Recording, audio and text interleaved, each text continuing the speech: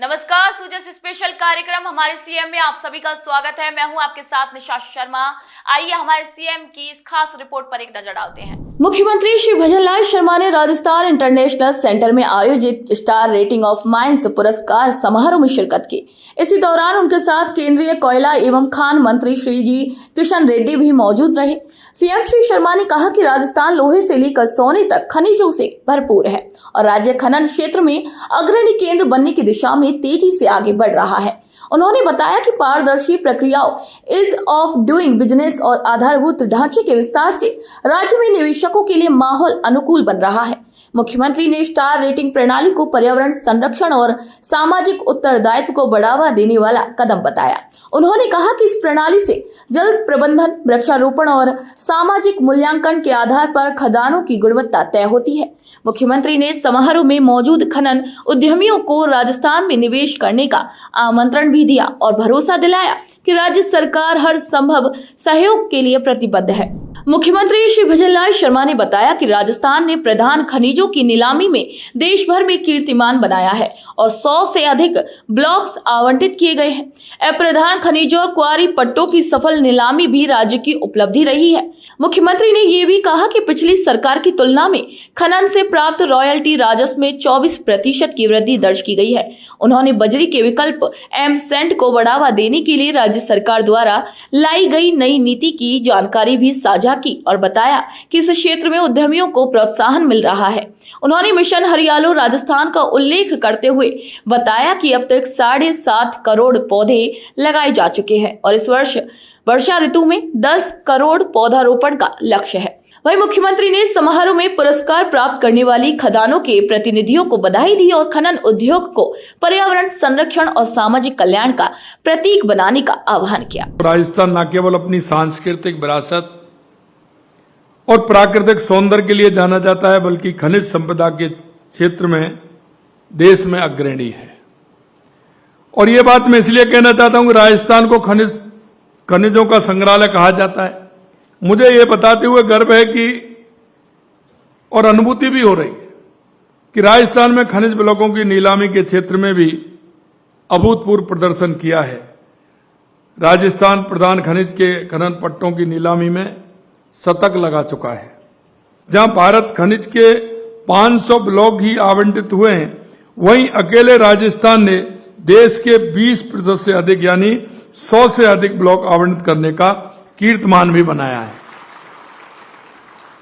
हमारी इस उपलब्धि के लिए भारत सरकार के खान मंत्रालय ने 20 जनवरी 2025 को कोडार्क ओडिशा में आयोजित राज्य खनन मंत्रियों के तीसरे सम्मेलन में खनिज ब्लॉकों की नीलामी में अनुकरणीय प्रदर्शन के लिए राजस्थान को प्रथम पुरस्कार से सम्मानित भी किया है।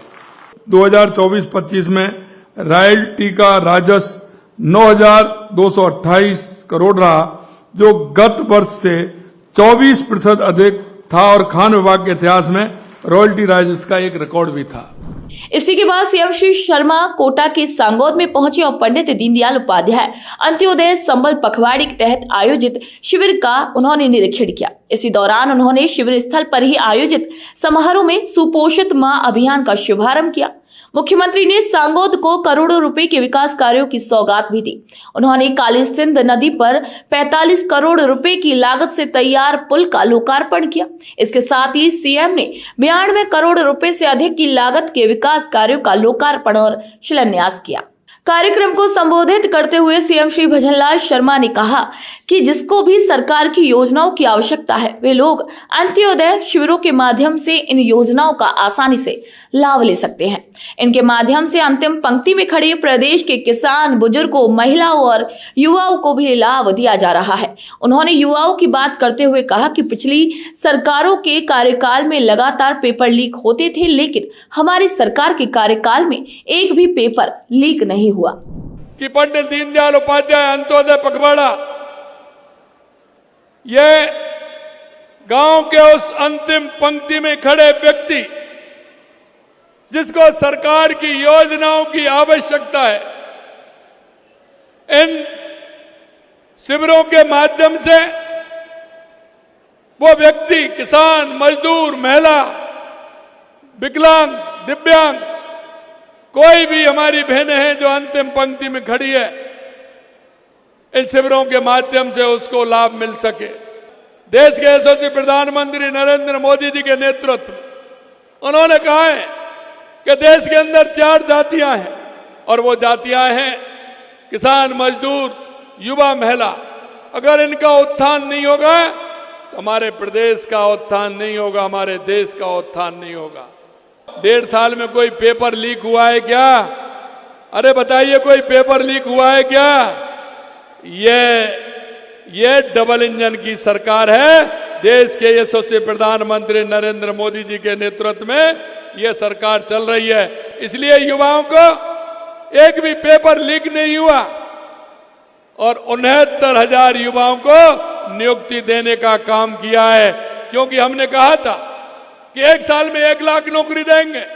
हमने 69,000 नौकरियां दे दी हैं और आने वाले इसी महीने में हमारा रोजगार उत्सव होने वाला है, उसमें भी नौकरी देने वाले हैं। दोस्तों, जैसे स्पेशल कार्यक्रम हमारे सीएम में आज के लिए इतना ही। फिर आप सभी से मुलाकात होगी नई खबर, नई जानकारियों के साथ। तब तक के लिए नमस्कार।